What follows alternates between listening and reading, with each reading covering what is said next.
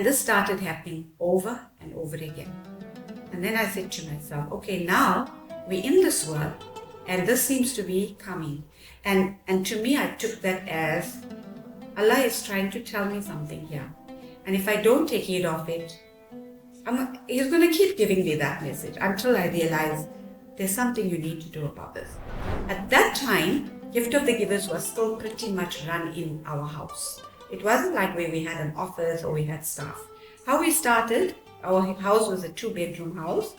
In my children's room, we had a desk with a fax machine, the phone, and a copy machine. That's how we ran it.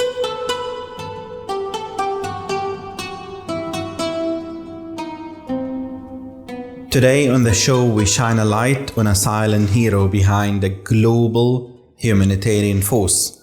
While Imtiaz Sooliman's name is well known for his extraordinary work with Gift of the Givers, few recognize the incredible strength and dedication of his wife Zohra Sooliman. Born in Cape Town and raised in Pietermaritzburg, Zohra's balanced life as a mother, wife, student, and teacher while supporting humanitarian efforts from their modest home.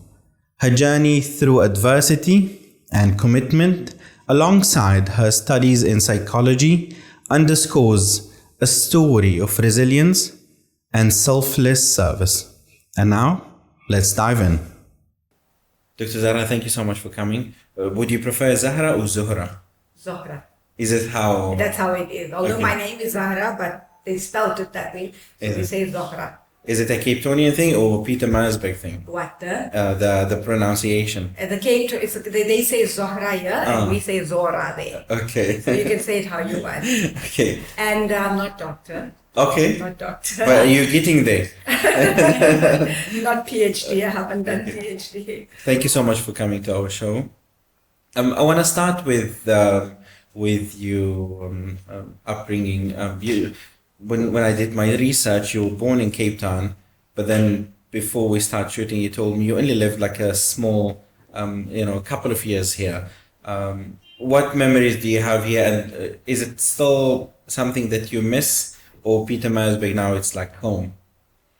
So I was born in Cape Town in Strand, and I lived there until the age of 7. So I went to school up to grade 2 here, and then we moved to KwaZulu-Natal, which is where I lived for the most of part of my life. And although Maritzburg is pretty much my home, or KwaZulu-Natal is pretty much my home, I think my heartstrings are still attached to Cape Town. I don't think they call it Mother City for nothing. So it's still my roots. I still have that attachment to it.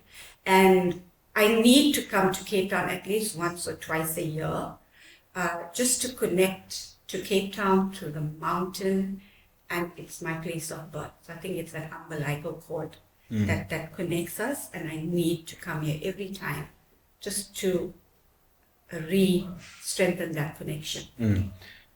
You grew up in I would say in a big family, seven siblings, am I right? 7 siblings. How was your relation to them? What was your ranking in the family, and how was your relationship to your parents? Okay, so we're, as you said, a big family. We were not a very well-to-do family. My mother and father both worked in the little business that they had in Cape Town. We as little children would help. In those days they had shops. So we'd help smaller things like, packing maybe little bits of sugar or serving on a particular counter, especially if it's month end or a Saturday morning when the crowds would come in their numbers. Then we'd be told, okay, you know what, you keep an eye there. And so we were involved in the business. And if my position in my family, I'm a middle child out of 7 children.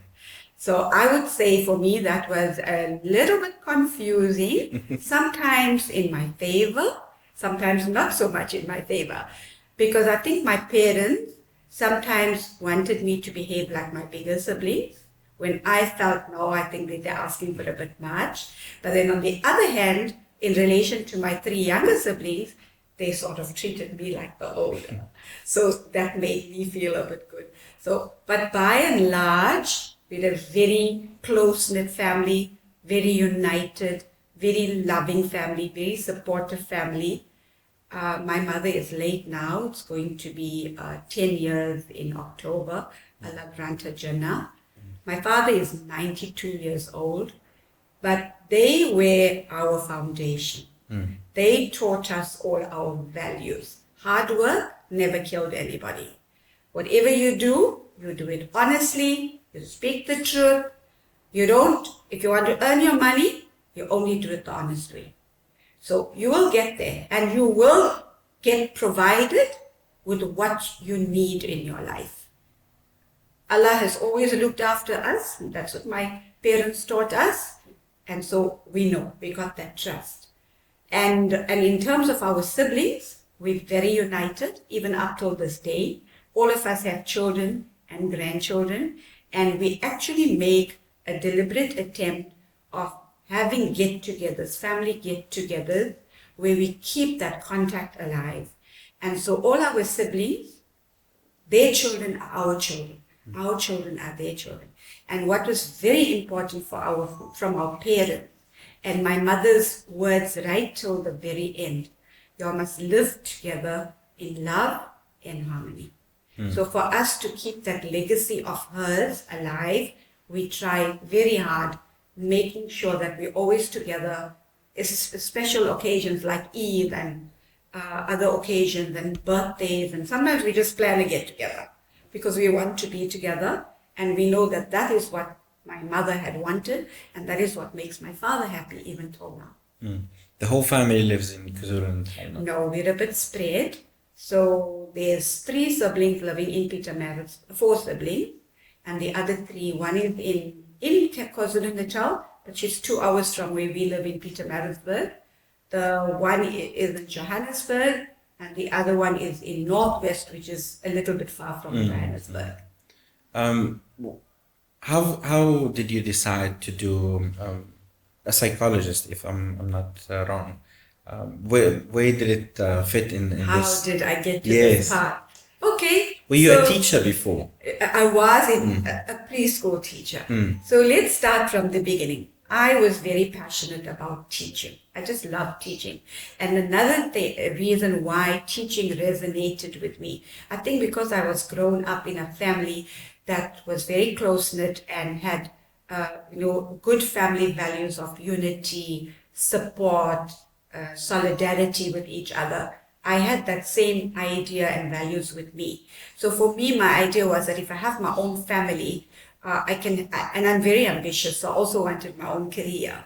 But I wanted something where there'll be a balance between my career and my family. And I thought teaching would be the best, because that way you can have your holidays with your children, you're home in the afternoons. And so it's a balanced work-family life. And I started off with my degree, my academic education, started off with a qualification in education. And then the children I did all my studies, by the way, after I got married. I got married. I was going to ask you this. Yeah, I got married very young. I got married a year after I completed my matric. And so all my studies were done as a married woman, who you would understand would have responsibilities of, now you're a wife, you're a daughter-in-law, and then the children came, and then you have all your extended family responsibilities. But then I also took on my studies, and then of course eventually working as well. So it was quite a juggle, but like I said, initially it was steering a career in education. And very soon and then of course the children started coming, and they were very small, they needed my attention.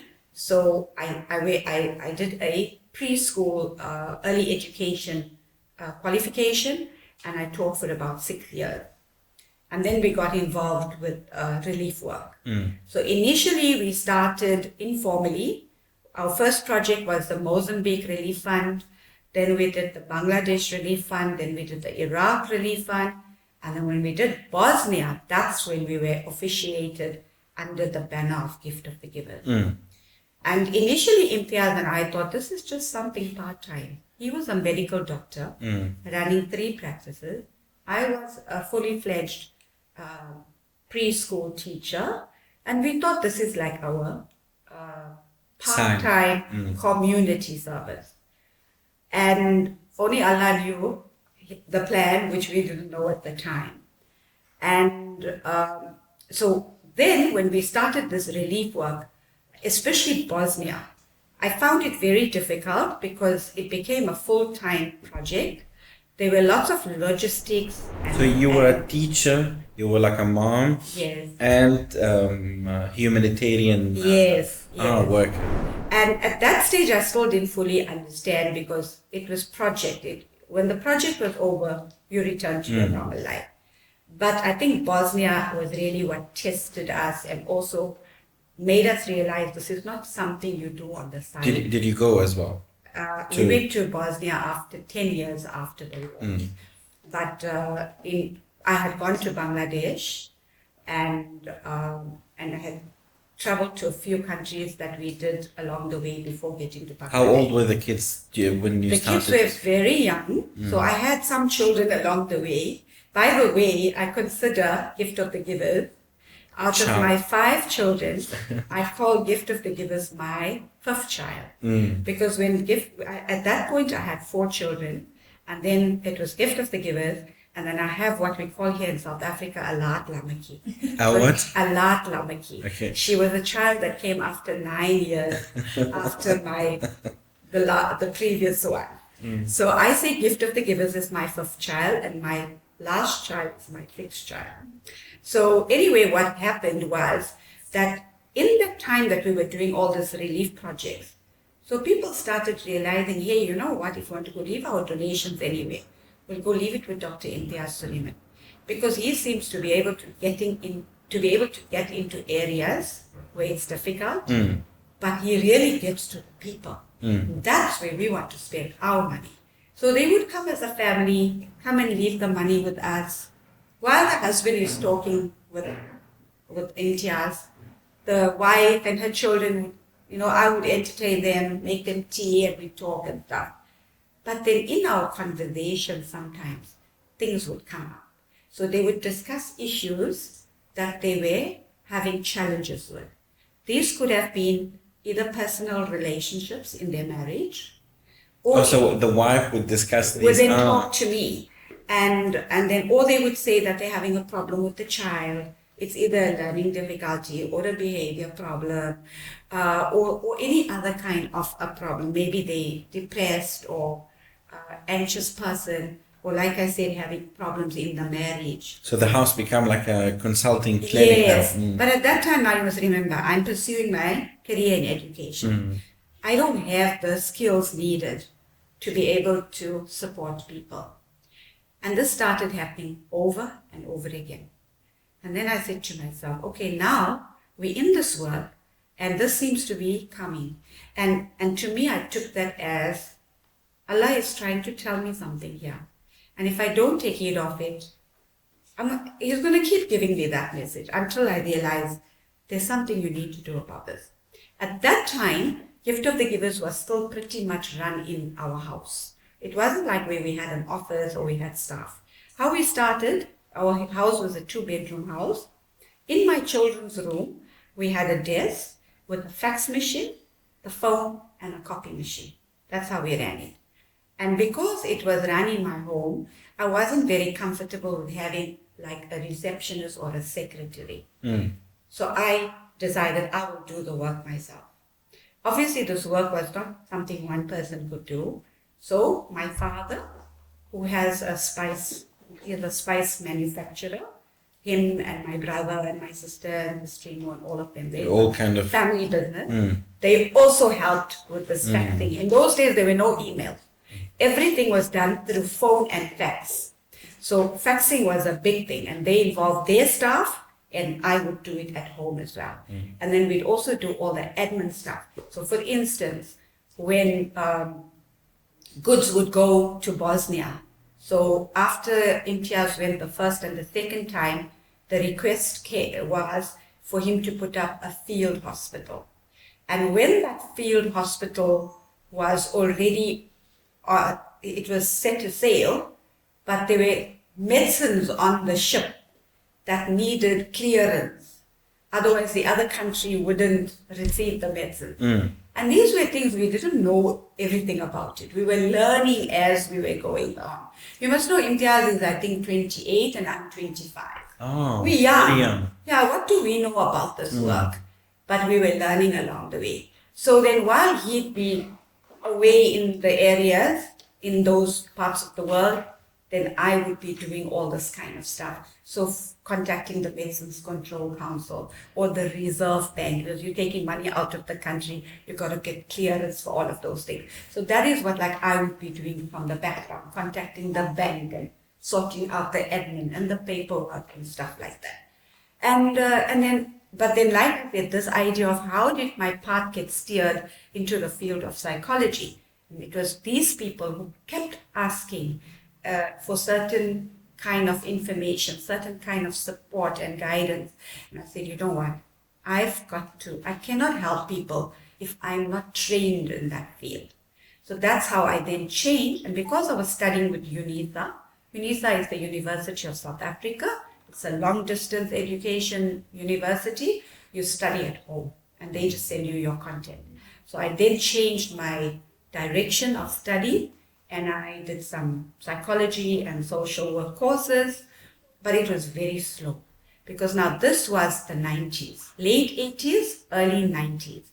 And that decade of the 90s was fraught with disasters. We started off with Mozambique, then Bangladesh, then Iraq. Bosnia took a whole few years, about 3-5 years. Then there was Kosovo. Then there was, Chechnya. Then there were so many countries. It was every year or every few months there was a new project. And Imtiaz was away most of the time. And I was doing my studies with UNISA. So it's self-paced and that helped. And for me, as I said again, family values are very, very important to me. And because I felt that Imtiaz as a father was away most of the time, I, as a mother and the other parent, needed to be the anchor in my children's life. Because my worry was, or my concern was, that later on in life, if you're not available to them in their early years, then children can steer and go in their own different direction in the later years. For me, that was very important. So I focused and devoted myself fully to them, to the running of the office, and to my studies.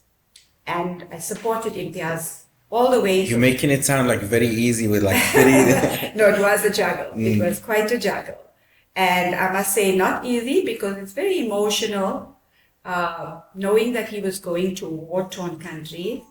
The children were very small at the time, young, especially Bosnia, I can tell you. Each time he left, I thought he's not coming back because going to a war zone. Have you spoken to him about it? Like, what was going through your mind? Through his mind. Through your mind. From my mind. Oh, definitely. When he left the first time, my fourth child was a 3-month-old baby in my arm.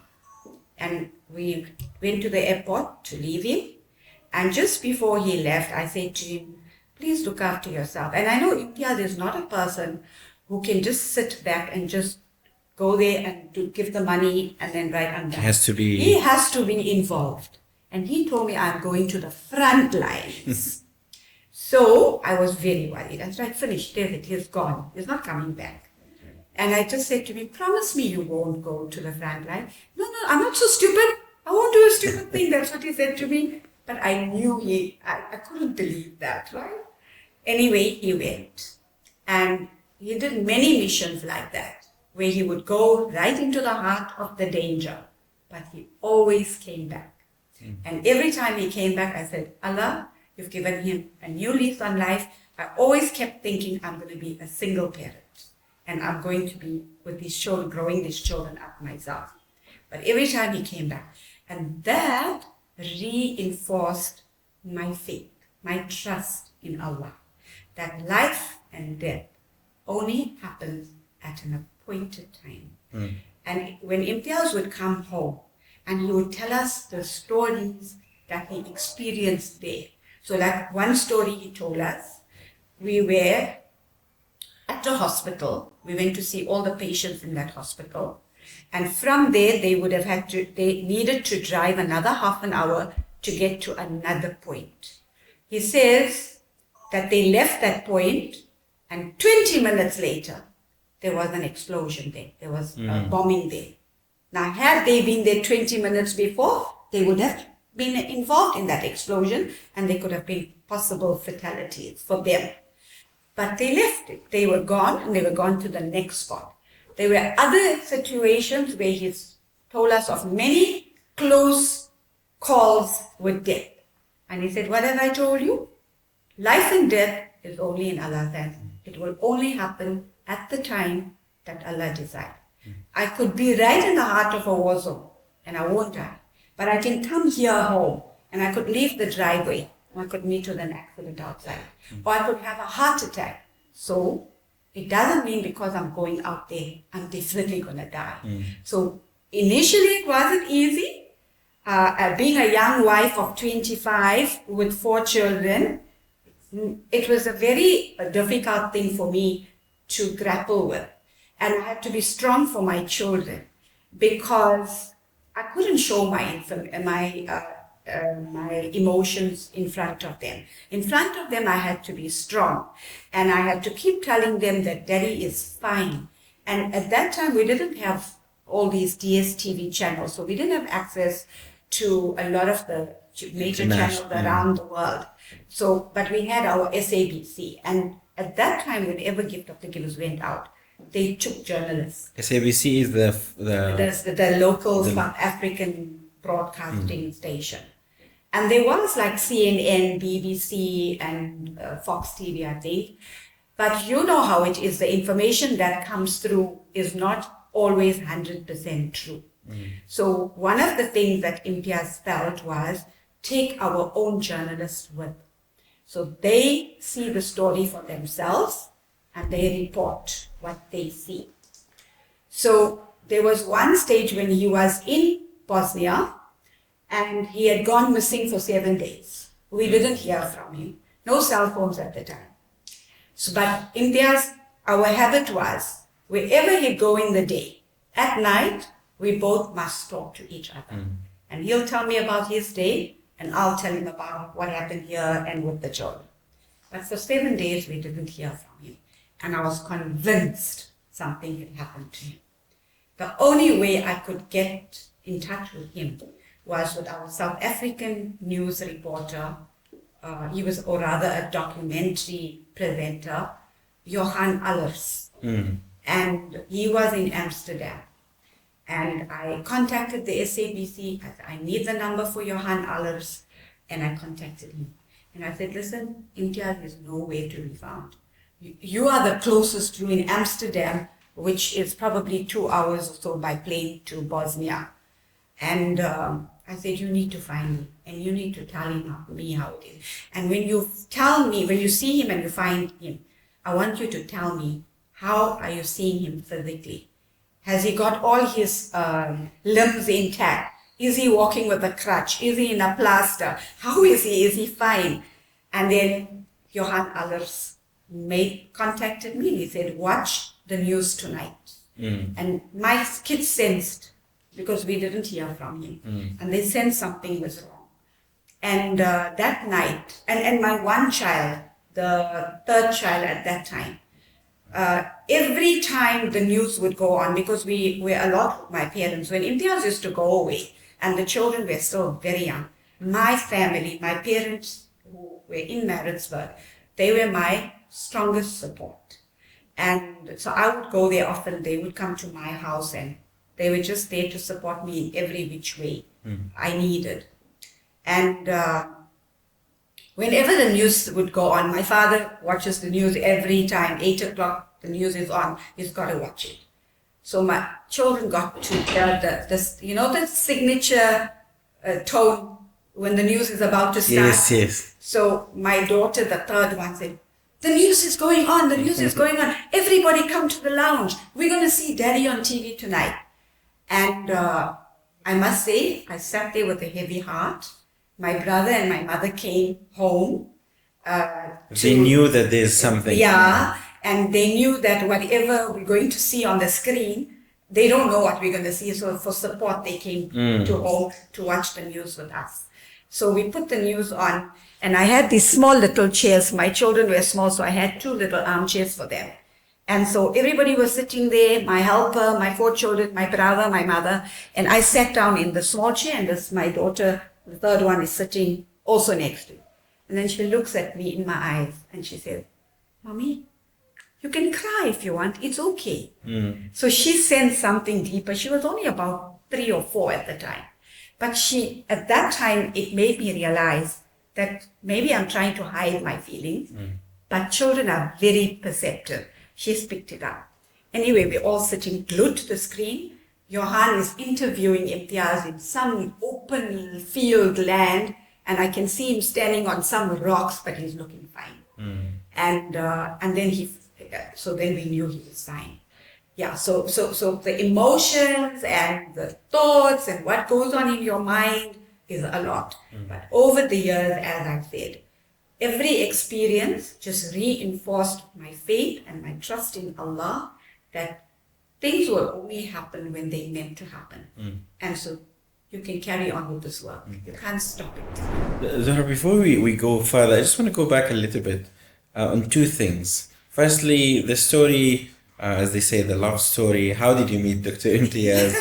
and you mentioned a lot faith and I believe that even Dr. Imtiaz, in one of the interviews, he said that even Gift to the Givers, the organization that is like now like world like renowned, is based on something similar to that.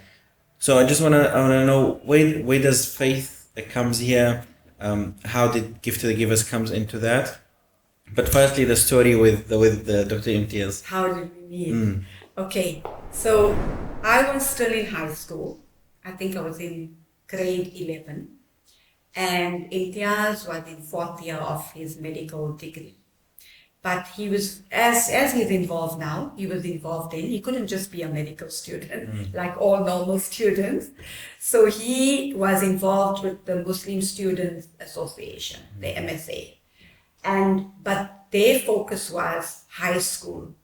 So working with Muslim students, because South Africa is a mixed society. We are in the public schools, so everybody is mixed. But they were working with with the Muslim students. So having youth activities for the Muslim youth, and they used to call this HISAF, High School Affairs. What is the HISAF? HISAF. HISAF, High School Affairs. And one day they happened to come to Maritzburg because they used to come and they used to recruit children from all schools around the country. And they used to write a newsletter, and it was like an educational newsletter. So there'd be like maybe a tafsir of the Quran, then there'll be something about Islamic history, then there'll be about some important discoverer like Ibn Sina or somebody like that. So it was a very mixed newsletter. And then it would be like maybe games and puzzles and then some important news. It was like a 4-page newsletter. And they aimed to get into as many schools around the country as possible. So on one of their trips that they came to Pietermaritzburg, they were at the mosque, the local mosque in my neighborhood. And my brother bumped into them. He said, these people look like they knew people. They're not from our area. And you know how we are. If we see somebody new, we invite them. Okay, you're new to the area. Who are you? What did you come for? Come join us for a meal. So my brother brought Imtiaz and his 2 friends. They were now still, as I told you, in 4th year medicine. So they came home and then they had meals with us. Now we're a house with 1 brother and 6 sisters. Now we're very conservative. So if the men are sitting and eating, we don't just... So in a different... but we serve and everything, but we won't sit with them. And over time we got comfortable because now they used us. Now Imtiaz is looking for people in the schools. So I'm in one school, my sister's in another school. Right, good. I got 2 contacts now. So then we became more friends. And then they started making regular trips to Maritzburg where they were running these Quran circles and youth camps and things. And we were very actively involved. So my brother and my whole family got involved. So that's why I say maybe we were conservative, but in some ways we're very progressive. Our parents and all of our siblings always worked together when it came to things like this. So, and then that's how we got to know each other more and more. But for me, it was just that. My plan was, I'm still going to go and study. So grade 9, grade 11, grade 12. It happened in the year after school. Now, I wanted to go and study. My mother said, at that time, we couldn't just go to the university in your hometown because we were still living under apartheid. So Indians went to one university, blacks to another, whites to another. So I had to travel a whole hour to go to the university in Durban. And I would have had to stay there by myself. Which university was that? University of Durban, Westville, which is now under UKZN, University of KwaZulu-Natal. So my mother, as I told you, we're a conservative family.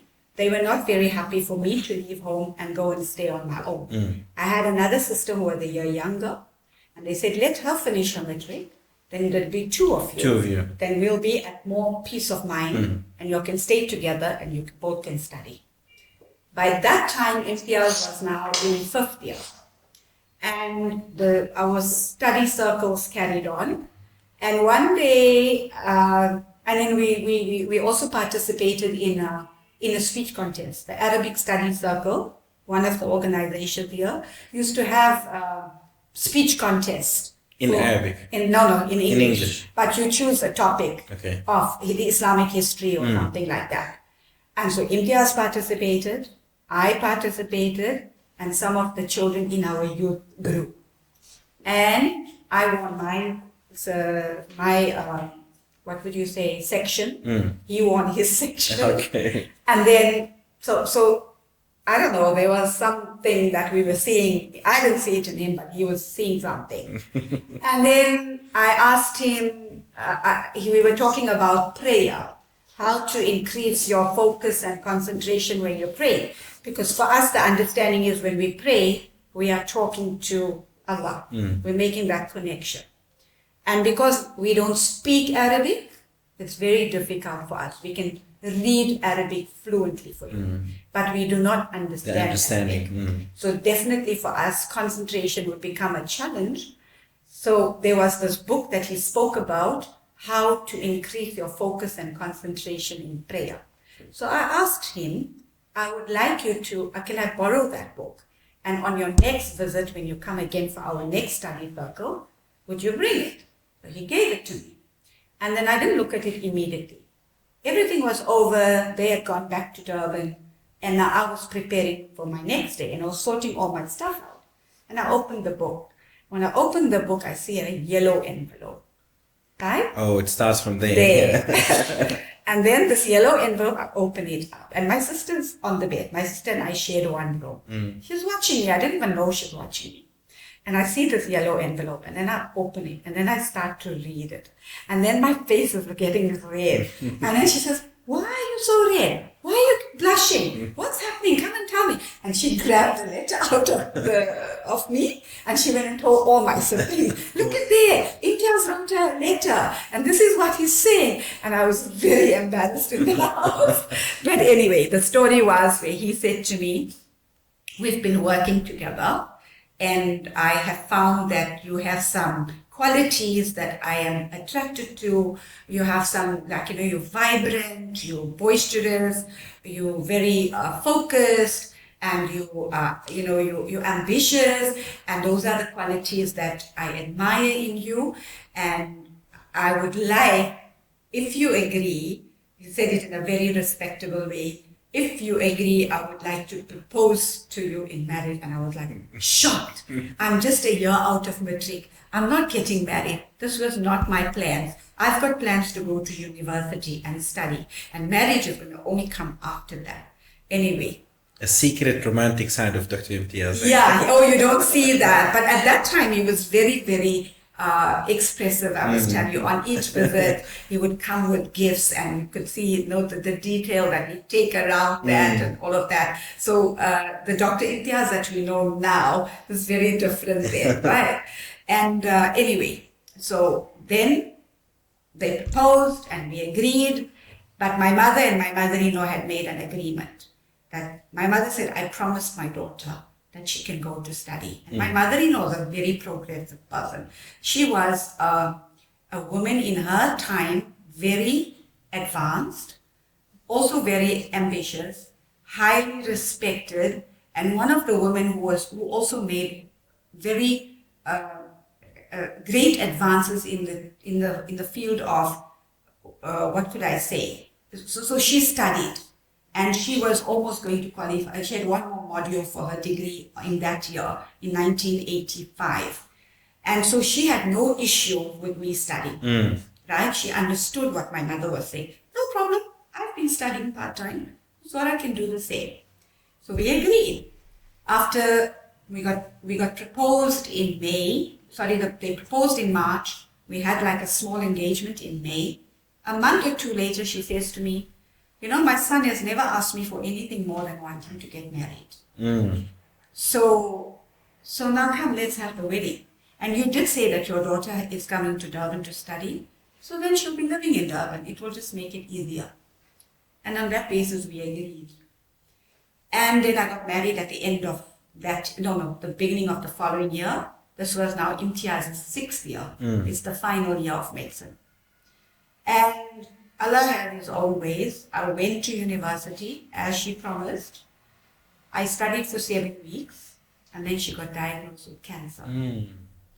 And my parents always instilled in us that your in-laws are not your in-laws. Your mother-in-law and your father-in-law are your parents. So you will treat them as your parents. So when I brought the news to my parents to say, this is the story, my mother-in-law's been diagnosed with cancer, it's quite advanced, and she's going to start chemotherapy. That is 1984. And chemotherapy was still very new. So after 7 weeks, I left my university and I took care of her for some of that time. And 6 months later, she passed away. But that's how the love story started. And here we are, 40 years and 9 months later. Now, before going into how Gift to the Giver started, I do believe that the faith played, like as you said, massive role. Firstly, in your life.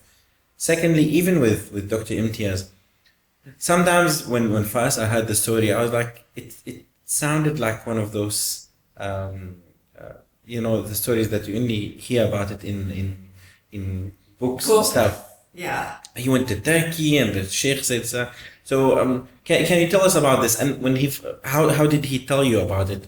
And what did you say? Okay, so we went to Turkey the first time when we went up on our way to Bangladesh to drop off the relief goods, right? So you guys already started the relief work? The relief work, before Gift of the Givers? Yeah, remember I said to you, Gift of the Givers got officiated, formalized during the Bosnian project.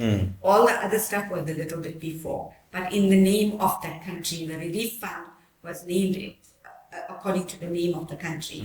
But when we went to Bangladesh, and the government had given a ship for all the goods, the donations of the South African population to go, the Muslim community to go onto that ship.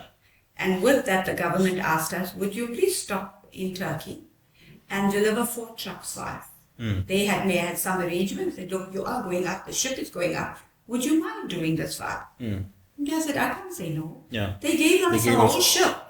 So at that point, we hadn't gone to Turkey. But we had a friend who used to come visit us, white, Afrikaner, Muslim. He was an Arabic and French lecturer. But he had lived some time of his life in America. In America. And that's where he met the previous of our chef in America. And then I think he had also gone to Turkey. So he said to Imtiaz, you know what, you're going right there. I want you to go and visit this place. Because of the kind of work that you all are doing.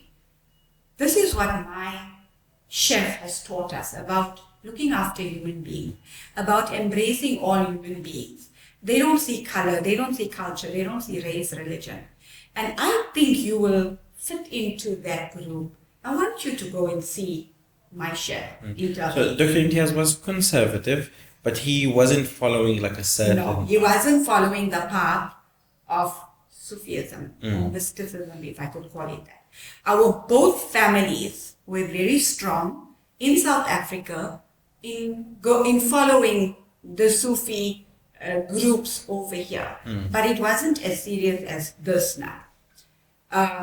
So we went there, both of us. It was a Monday night, and we went there. And on a Monday they have like a mesh night. So mesh for them is more like a musical evening, but not like a pop music or modern music. It's music from the Quran and spiritual kind of spiritual music. So chanting the praises of the attributes of Allah, and then singing poetry and things like that. So we were there and we were watching. But while we were there, we saw people from all over the world. That night particularly, there was a ship that docked in Istanbul. So these are the people, they live on the ship and they go all over the world. They dock in a country for a few days, and then every day they get off and they go and they do some sightseeing. Somehow they found their way to this place, to the Sufi place. And now we're seeing all these people, right? We come from South Africa. We are in apartheid. Muslims live with Muslims, whites with whites, coloreds with coloreds, Indians with Indians. And then when you are with your own community, everything is very protected, very, it's in a way very, I would say you follow a certain way and you become quite fixed in your way because you don't see any other way. You're not open to any other way. So what we saw there was very confusing for us. Remember I told you, 25 years old, 28 years old. We're still young. Very confusing in a what way? In a way that we are seeing people of all different colors. We are seeing people dressed in different ways. How come the lady is not wearing a scarf, but the sheikh in the front didn't shout her, or he didn't say, go away from here. You're looking dirty, bare feet, people coming in bare feet and things like that. How come this place has openly accepted everybody? Color, race, religion. Everyone is looking different, but everyone is accepted over there. And this place is so warm. And they're serving food. And they get talking about normal, casual stuff. This was very different for us. And we both like, are we in the right place? What was our friend talking about when he told us to come here? Anyway, we said, and the one thing he told us, you don't leave on your own.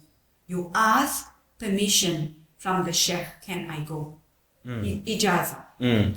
So we said, okay, but now he told us we can't just leave. He told us we must ask permission. So we'll wait. Then something really profound happened. From upstairs, a German couple come down. And they go and they sit in front of the sheikh. And then he makes Shahada. He makes them proclaim the faith, right? And the unity of Allah, which is the kalima, right? And then after that, he performs their nikah.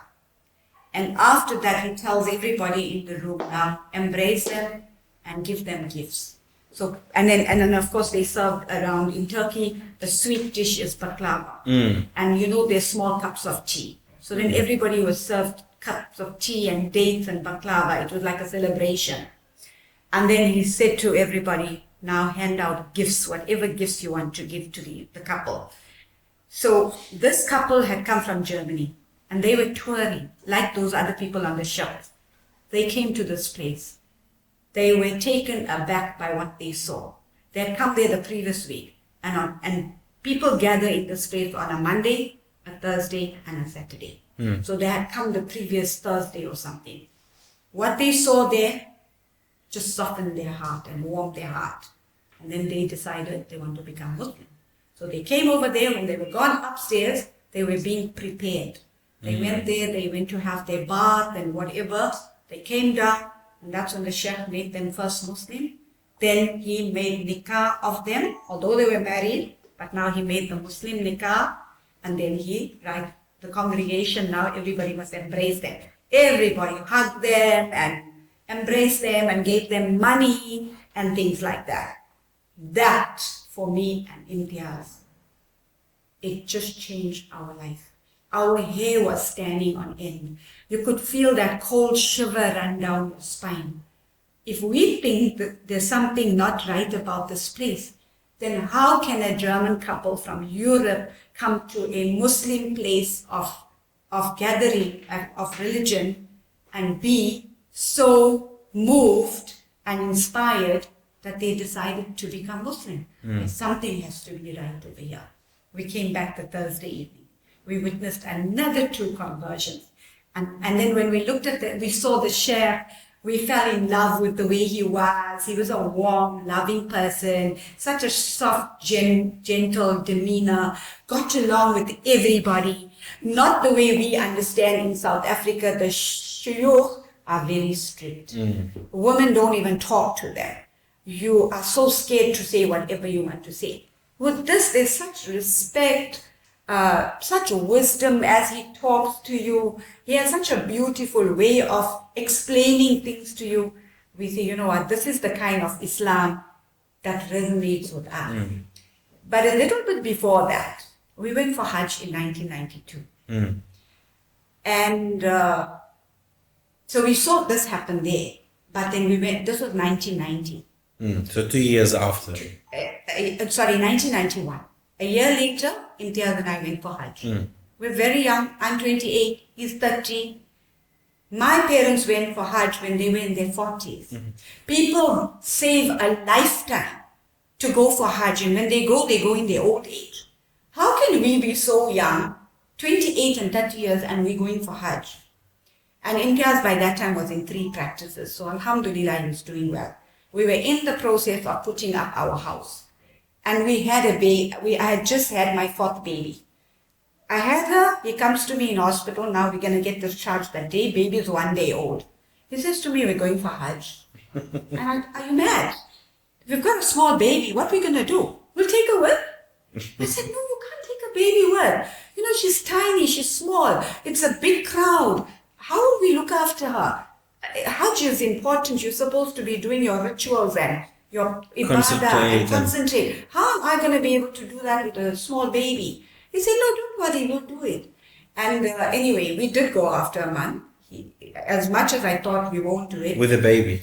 No. Then we left the baby. My mother advised us, please, you cannot take this baby. And so I left the baby with my sister. And my 3 older children stayed with my mother and father, and my brother and sister-in-law. They looked after them. And we went for 1 month. And whilst we were there, in Hajj, because it was my first trip, and the only exposure for us to the history of the Arabs and that is what we learn in our madrasa. So for me, while I was there by the Prophet in Medina, standing in front of him, in my mind, I went to that part in history, the pledge of Aqaba, the one that they took under the tree, and where the Muslims of the time, the believers of that time, sort of sworn allegiance to the Prophet, that on this mission of yours, we stand with you and we support you. So I felt that because I was blessed with Hajj at 28 years at my age, I have to give something back. Because this is a huge gift from Allah. So I need to do something. Now my life has to change. I've got to become a good person. I've got to live righteously. So I am now saying to the Prophet, just like the people pledged to him under the tree, use me for whatever you want. I am yours. That's what I said. I didn't know Imtiaz did exactly the same thing because men and women go separately. On the time he went to greet the Prophet, he said the same thing. We only spoke about this when we got home. And I said, oh, I said that, but I also did the same thing.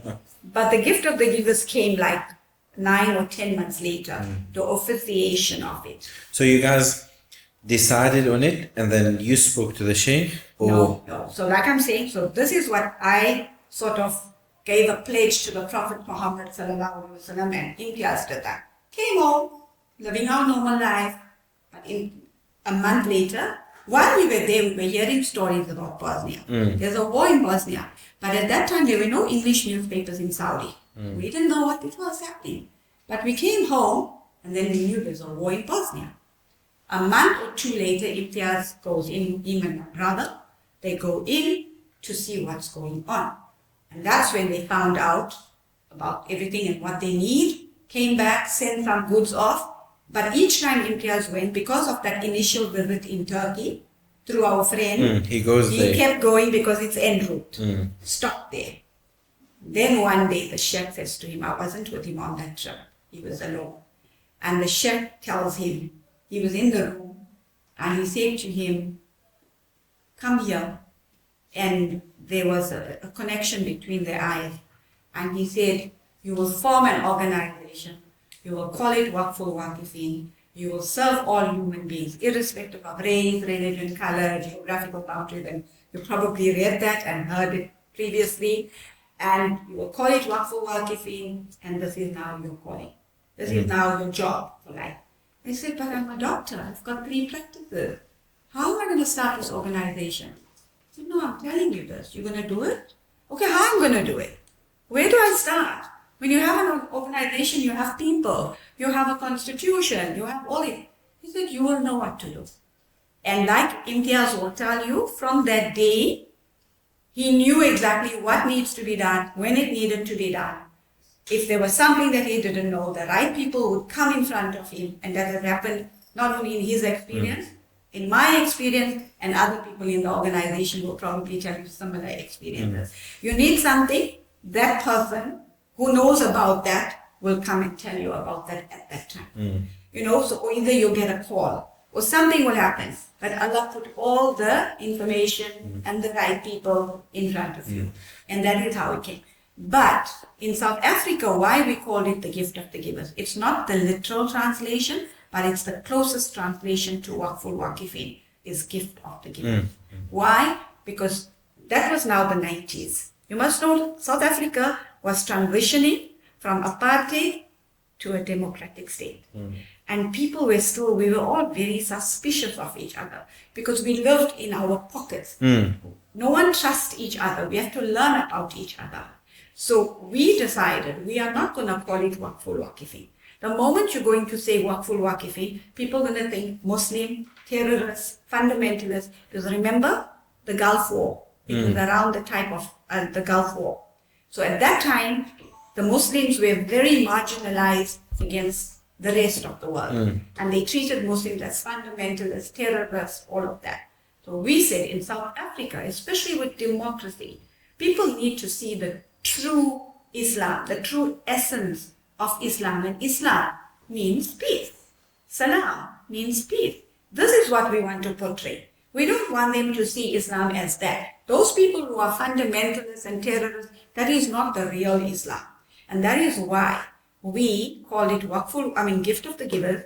And our chef's instruction was, you will serve all of mankind, all of creation, irrespective of all the classifications that divide people. You will not look at all that. You will serve whoever needs to be helped at that time, unconditionally, not expecting anything in return.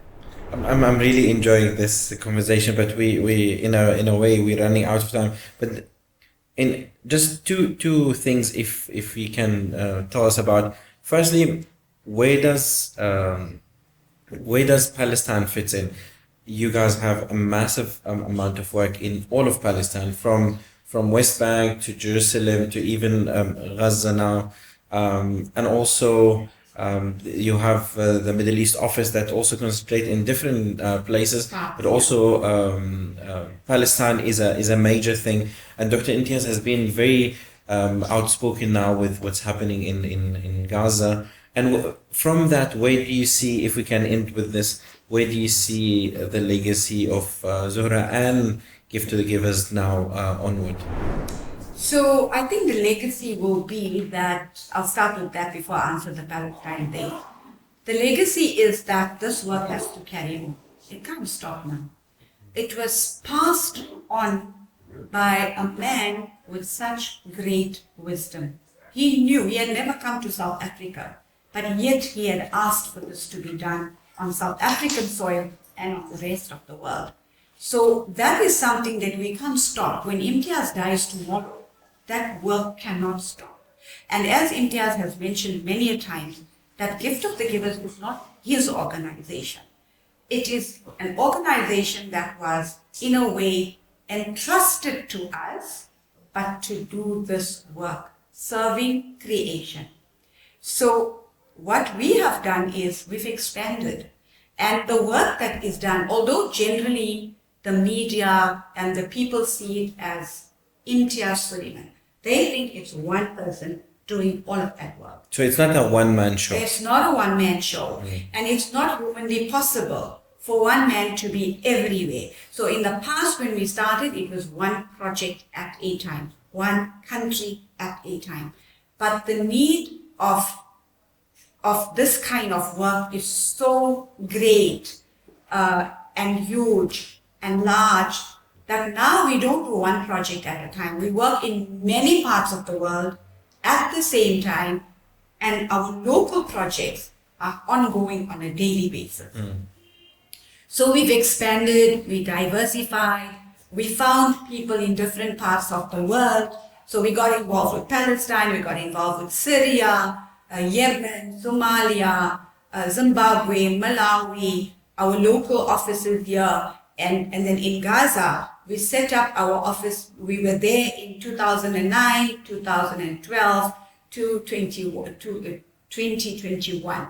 And I think it was in 2014, we realized that we've come here now many a times and we're doing a lot of projects here, and we seem to be entrenching our footprint there. So we rather open up an office, and that's when we currently have an office in Ramallah. In Gaza, we had about 2 or 3 clinics, which is now damaged and destroyed, and we had a women and child center, and all of that got destroyed. I think there's just one floor or something that's functional in the women's center, which is now converted to a clinic. But so there was always that, with South Africa, there's a very strong attachment to Palestine. Firstly, our leader, Nelson Mandela, said there was a very close connection. During the time of apartheid, Palestine was really supportive to our activist movement, right? And so that connection, and as Muslims, our connection to Palestine is there because of Masjid al-Aqsa. It's the third haram. And so there's always that, and in the fact that the people are suffering from 1948, it's not something we want to help the people. Wherever they're suffering, we want to help. But somehow Palestine's been for 76 years. So whenever there's something there, we want to help. And that is why that constant connection with Palestine and Gaza now particularly.